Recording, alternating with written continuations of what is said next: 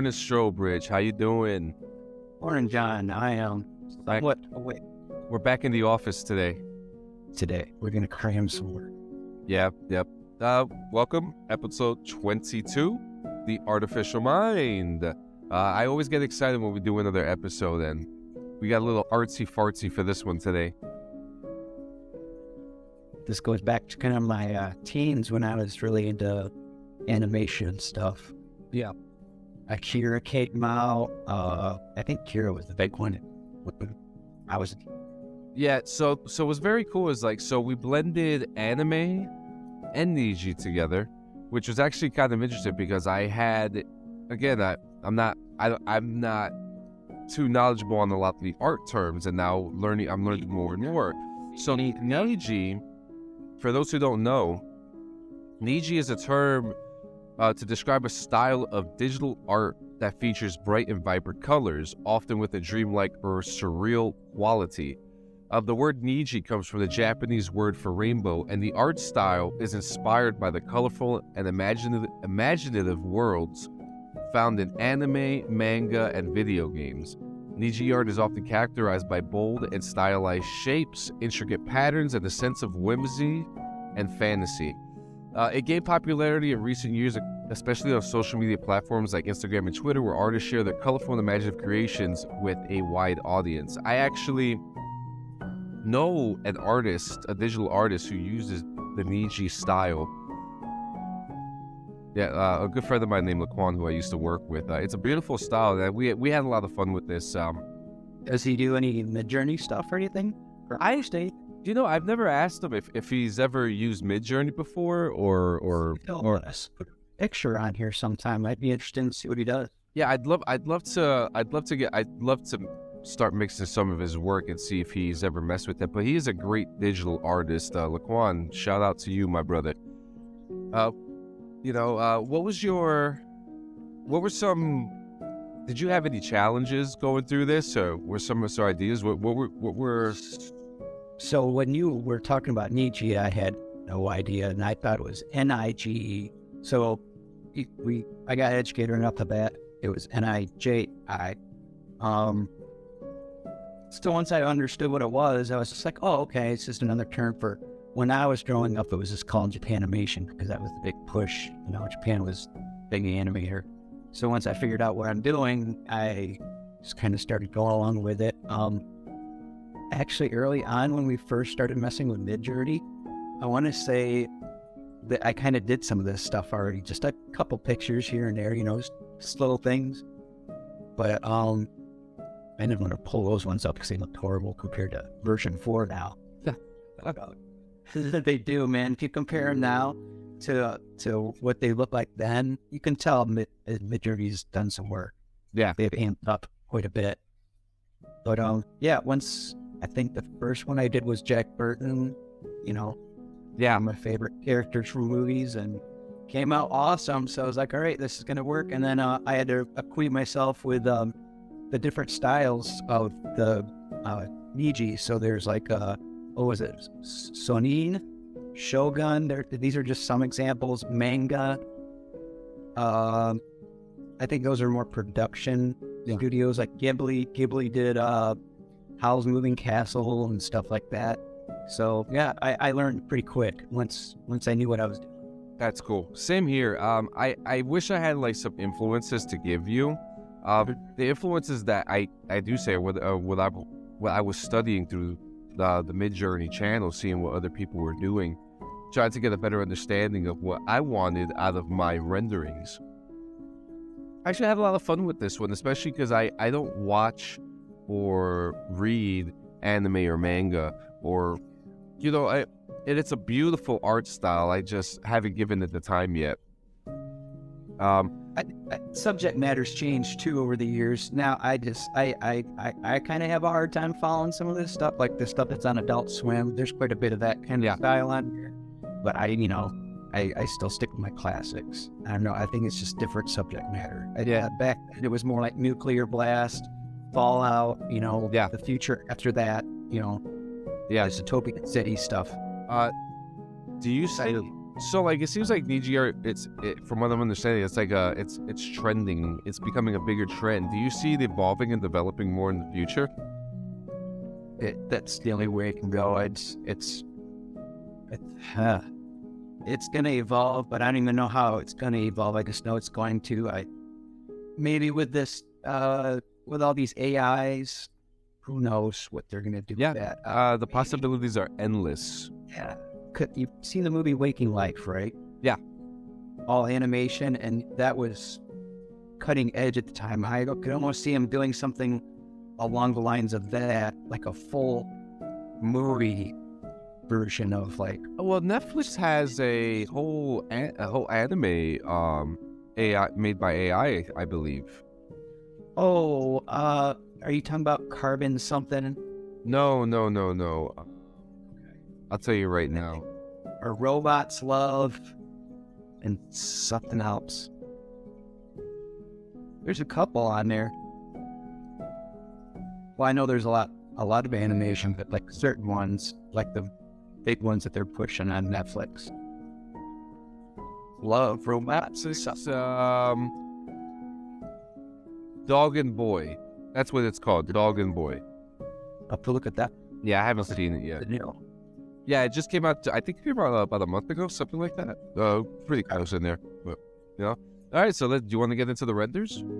Yeah, let's show them what we got. I didn't peek and see what you have, so I'm curious. Oh, you haven't seen mine. I did not peek. I usually do. Okay, let's go. So I already knew what this was as soon as I saw it. That's why I chose that one. They're pretty obvious. There was a couple I did that actually looked realistic, like they could have been a dude, but it wasn't. No, Jack or Kurt Russell was another dude. I'd say almost a mix of Kurt Russell and Arnold Schwarzenegger looking. Oh yeah, definitely has that look. Yeah. And this is the only one that I did not upload a picture to. I just basically put in for a prompt. Jack Burton from Big Trouble in Little China. And then the style, I forget what style. I think I just put in Cyberpunk. I think that's probably what it was for the style. Yeah, I love it.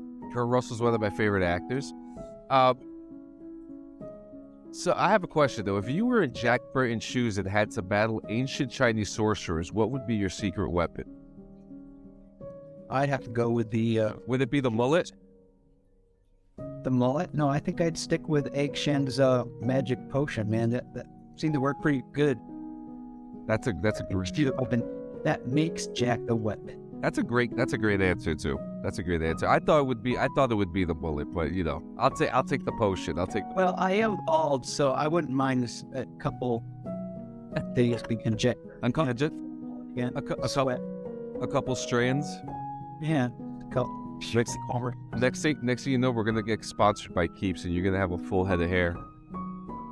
What's that other Bosley for a minute? Bosley. I especially like. Oddly enough. No, go ahead. Oddly enough, I don't want you to lose the thought, man. Oh, you're good. I was just gonna say, I just discovered there's actually a continuation of this story. I found the comics. And it was written in 2014, and John Carpenter actually has a hand in them. Right? Oh, really? I had no idea about that. Yeah. So, like, right after the movie cuts out, and Jack's on the truck, and he's talking about, the dark and stormy night, and that thing's on the back of his truck. The big, hairy, Yeti-looking thing. Yeah. This is what happens right after that. Now, as you can... What's funny about this is that once again, Midjourney has messed up the hands. But everything else looks fantastic. I actually love how this came out. This is like a good Steam profile picture right here.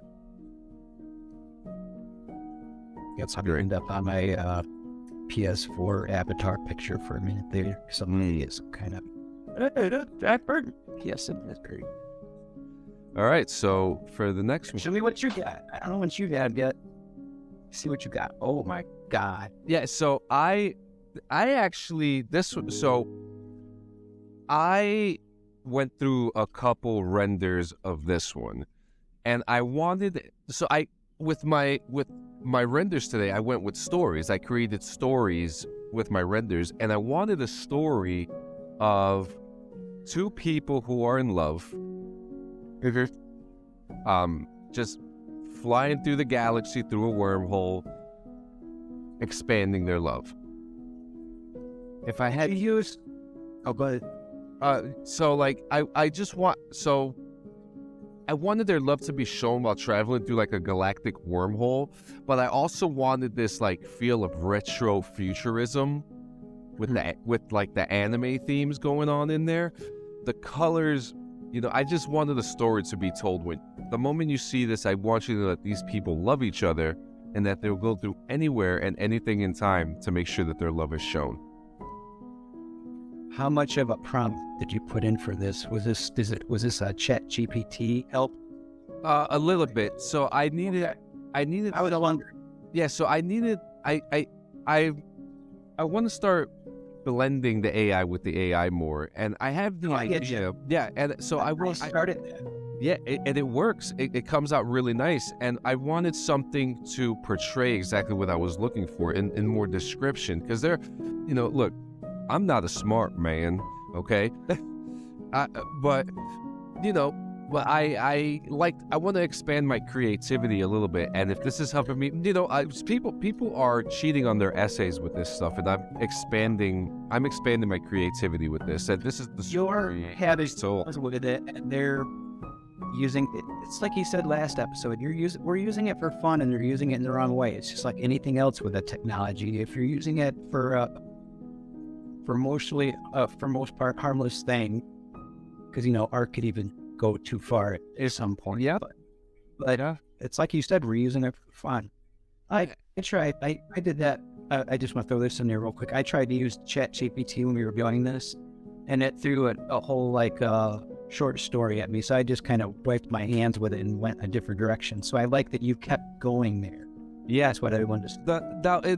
The story, like with it giving you like a story, it really does help. It really helps, at least more with background and character. But once again, this, no hands here. Well, there's nothing wrong with that, because then you don't pay all your attention to the hands. Look, Ma, no hands. Look, Ma, 2 fingers, and they're both thumbs. Well, you got the retro part. It had a little bit of she kind of had a Sailor Moon feel to me a little bit. Oh yeah, it does. It does have a Sailor Moon feel to it. And that ChatGPT too. Did you throw in any kind of like a style, or you didn't you? You said retro. I have retro futurism, anime inspired, and obviously Niji. And the next. And that Niji, you just threw that in there at the very beginning, right? Under settings, because that's what I did. And I didn't have to type that in ever again. I imagine when I do something different now, I'm going to have to go back and change the settings, or it's just going to keep pumping out Niji style. Because that's what I did. Because that was another thing I didn't know about on here, was that, well, you said something to me. You said there's a whole page for it. So I have to go figure out where the hell that was. Yeah, because they made some changes to their Discord. Yeah. It's a little more. I was a little confused at first, but it kind of makes it a little bit easier what they did with their Discord. So this one is actually an original photo of yours. Yeah. I took. God, that was when I went to Comic-Con. I was farting around with costume. That was recently too. Yeah, that was November. I want to say, it was right before Christmas, and I bought a new wig. So basically I put on a whole outfit just to see how this wig looked with it. Yeah. And it's so good. Yeah. It's so nice. But I love how you finally were able to bring this picture and yourself to life. Because you had the look, but you were in a white living room. Yeah. Yeah, it's just like are you going out trick or treat? Because that's what like someone taking a picture right before they go trick or treat, because I was the lighting crappy, you can barely kind of see my face, but you get the outline of like what I was going for. And that's basically what he is. It's almost near perfect, to be honest with you. Yeah, that's why I went with that one, because that's all I wanted. Like, hey, his hands, like they're there. They're doing something. It's this one, and it's close to the picture I did. I really like it because it's literally the exact same pose, the exact same like frame. Hard to get that way. You know, and imagine if you had the green screen. Imagine if you had the green screen during that time, how you could have brought that picture to life and put yourself in the Mid-Journey photo. I just blew. I just another outfit right there. That's wow. Yeah. And the next one. Oh wow. So what's interesting so what's interesting about this is that this was actually the same story of the two lovers in space. Yeah. It kind of has the same style. It's the same story, it's the same style, but now you're seeing what's happening around them. I love it. To me, when I look at this, it reminds me of like Voltron. That's what I was thinking. I didn't want to say it though. I'm glad you said it. Okay, good. Yeah, I'm definitely ship. It's that ship. Yep, it really is. And Voltron, one of my favorite cartoons growing up, if not my favorite. It's definitely one of my top 3.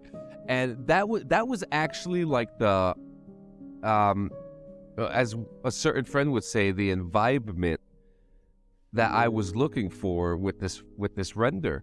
You got the spaceships. I mean, you can't really tell if there's a battle going on, but you know something's about to happen. Maybe it might be some kind of massive towards something. Yeah, just like a supply run or something like that. Like whatever it may be, you know, it's not terrible.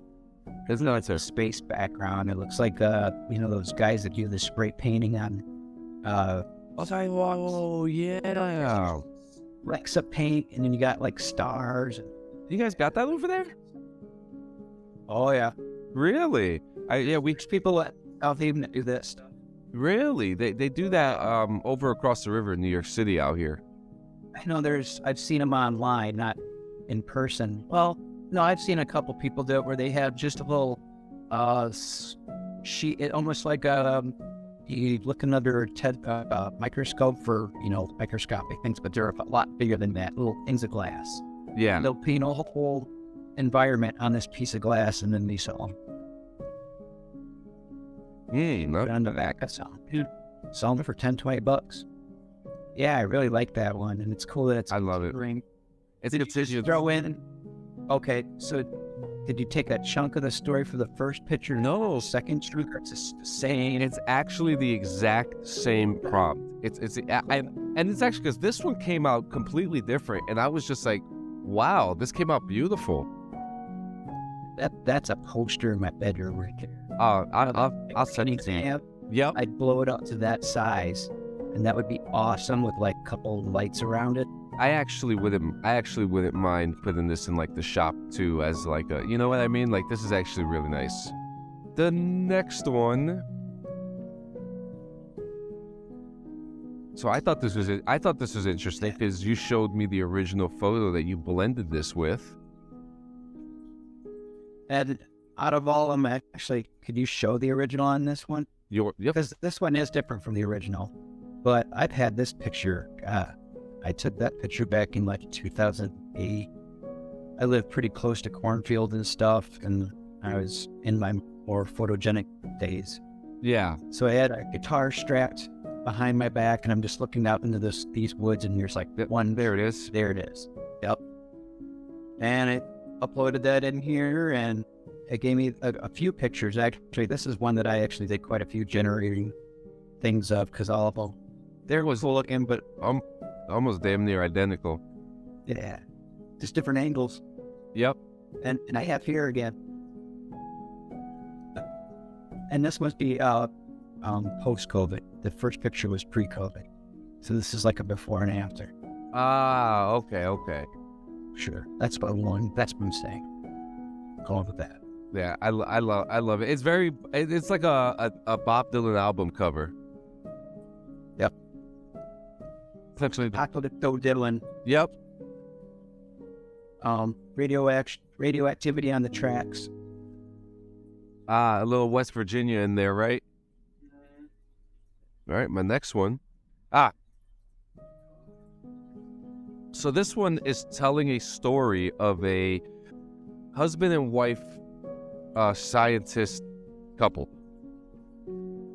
What they're doing here, a young and handsome scientist stands with his wife next to a massive circular machine, and while this machine it hums with energy, pulsing with blue light, they realize that they just discovered how to travel across parallel universes.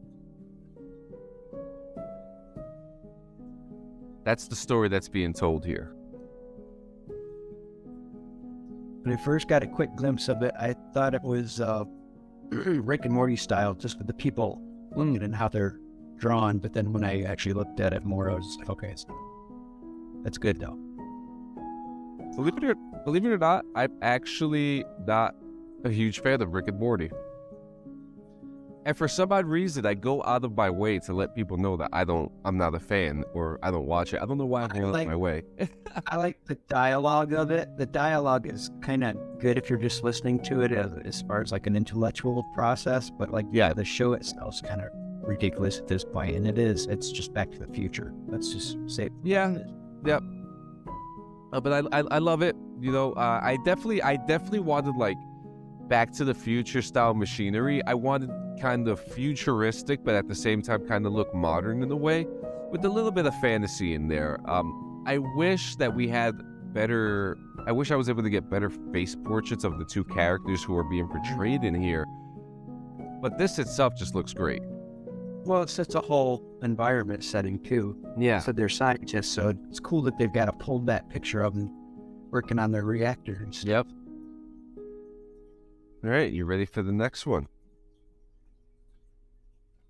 No, actually, this is your last one. Talk. Okay, so I'm going to show the original photo of this one on that because this one is actually in West Virginia. Or I was near Bald Knob, something mountain. I have a picture of it. It's somewhere up in the mountains if you're taking a picture. It's a pretty famous tree, actually, that looks like a dragon. And I know some people are going to see that. I'm like, I've been there. And that's the weird story is I'd seen that picture before I went there, not knowing that I went to this place to hike. And then, my God, there it is right there. I pissed myself. I was so happy because I saw this like 2 days before we actually went and saw this thing in person. So I didn't know it was here. And then, you want to do this episode. And I'm like, well, let's pull this sucker out and let's see if we can make this dragon an actual dragon. Look at this. Yeah, that turned out. And that didn't take too many prompts. I didn't have to correct that too much. That is incredible. Yeah. And actually, I know other people have seen that and been there. If you have a picture, try to do something like that and send it to us because I would be really interested in how yours turned out. Yeah. Because I know a lot of people are going there because it seems like I'll see a picture every now and then of someone else that's been to that area. Yeah. It's really productive. Awesome photo.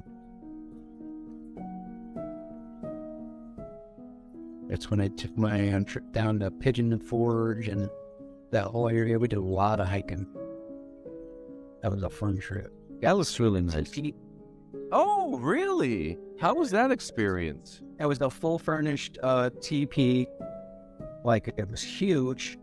Had AC in it, all that, all the furnishings. Actually, the outhouse was connected to the teepee, so you walked out of the teepee and they had a shower and, all the modern commodities. It was pretty neat. I think it was just like it was very neat. That's interesting. That's very interesting. The idea of wanting to do it, actually. I wouldn't mind. I think it was actually a yurt. Oh, really? I think they call them yurts. Yurts are very they're very stable if you build them correctly. Well, that sucker was not going anywhere because this was during like hurricane times too, and this is down Tennessee, but I guess they still get windy down there. Interesting. This was during that time period. You got one more left, don't you? Yep, I have one more. My final one. I'm going to tell you a story during the Pilgrim Ages. And there's something about the Pilgrim Ages that I have a strong fascination about. And, the Salem witch trials, that era. Very crazy stuff was going on. And so I wanted to tell a story of a detective who was going around trying to find the witch. Okay? Going through his travels, he goes through a swamp and he finds out that all these people who are missing, that they're blaming the witch, this giant swamp octopus is eating them. Yeah. So this is the story that I wanted to tell. I want to tell a story about a pilgrim fighting complete evil. And this evil is the size of a building that doesn't even exist during their time. That is an untapped time period that really, as far as like, the only thing I could think of that even comes close to that kind of time, and it's not even the same time period, is that Abraham Lincoln vampire. That, and there's also an Edgar... There's 100 years ahead. Yep, and there's an Edgar Allan Poe movie starring Christian Bale, The Pale Blue Eye, that it's in kind of that era, but it's not in that era, like it's got the vibe. I really wanted the foggy vibe. I wanted it to be scary. I wanted it to be frightening. I wanted this story to be like, oh my God, like this thing is going to come after me next. And I hope that it worked.